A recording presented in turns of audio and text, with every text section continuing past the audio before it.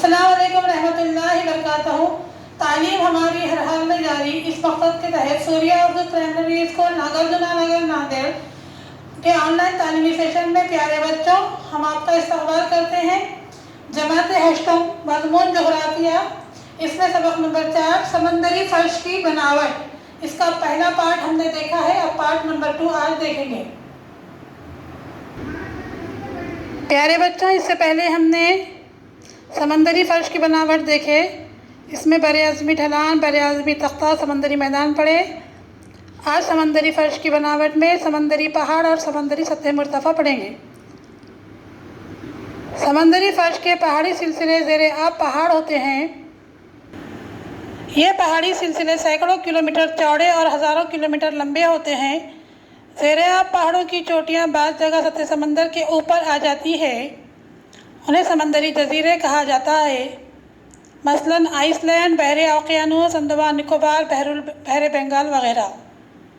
سمندری فرش پر پائے جانے والے بعض بلند ٹیلے ہموار اور وسیع ہوتے ہیں، انہیں سمندری سطح مرتفع کہتے ہیں، مثلاً بحر عرب میں واقع چاگوس کی سطح مرتفع۔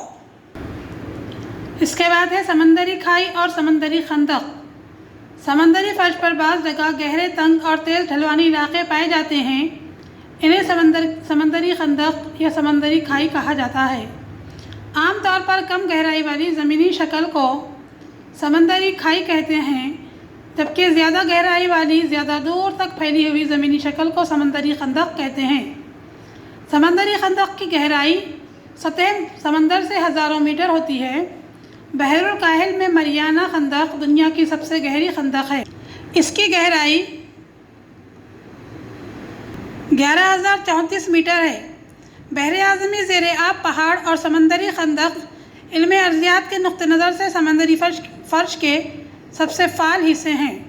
ان علاقوں میں کئی زندہ آتش فشاں پائے جاتے ہیں۔ یہ علاقے زلزلوں کے لیے نہایت حساس مانے جاتے ہیں۔ سمندری فرش میں آنے والے زلزلوں اور آتش فشاں کے پھٹنے کی وجہ سے ساحلی علاقوں میں سونامی کا خطرہ رہتا ہے۔ اس کے بعد ہے سمندری اجتماعیہ انبار۔ سمندری تہہ دنیا کے مختلف علاقوں کا سب سے نشیبی حصہ ہوتا ہے، اس لیے وہاں مختلف قسم کی اشیاء جمع ہو جاتی ہے۔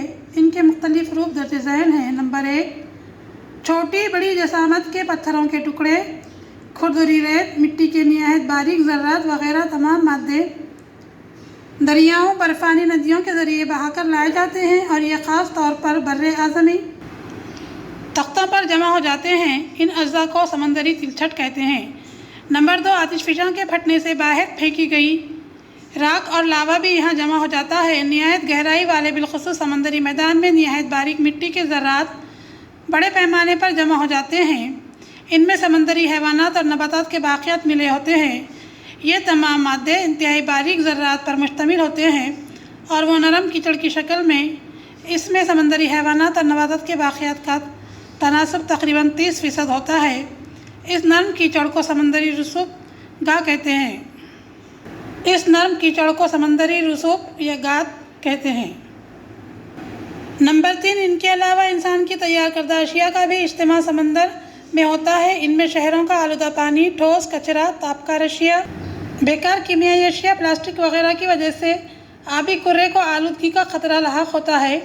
یہ چیزیں سمندری حیوانات اور وہاں کے ماحول کے لیے نہایت مضر ثابت ہوتی ہیں۔ ان اشیاء میں مضر چیزوں کا تناسب اگرچہ کم ہے، مگر ان سے ہونے والے نقصان بہت زیادہ ہیں۔ سمندری زندگی کے مختلف روپ سمجھنے کے لیے انہیں سمندری فرش پر پائے جانے والی معدنیات کی معلومات حاصل کرنے کے لیے سمندری تلچھٹ اور رسوب نہایت اہمیت کے حامل ہوتے ہیں۔ ایک دوسرے پر تہہ دار جمع ہونے اور سمندری پانی کے دباؤ کی وجہ سے اس ذخیرے سے تہہ دار چٹانیں وجود میں آتی ہیں۔ پیارے بچوں، یہاں دیکھیے، یہ شکل ہے 4.3 سمندری رسوب گاد، جسے کہتے ہیں یا گلابا کہتے ہیں اسے۔ اس کے بعد دوسری شکل ہے سمندری تلچھٹ۔ اس کے بعد شکل ہے دیکھیے 4.5 انسان کی تیار کردہ اشیاء کا انبار۔ سوریہ اسکول کے پیارے بچوں، آج ہمارا یہ سبق یہیں پر ختم ہوتا ہے۔ اگلے پیریڈ میں ہم اس کے سوال جواب دیکھیں گے، ہم پھر ملیں گے۔ پیارے بچوں، ہمارے چینل کی تمام ویڈیوز کو دیکھیے، لائک کیجیے، شیئر کیجیے اور ہمارے چینل کو سبسکرائب کیجیے۔ اللہ حافظ۔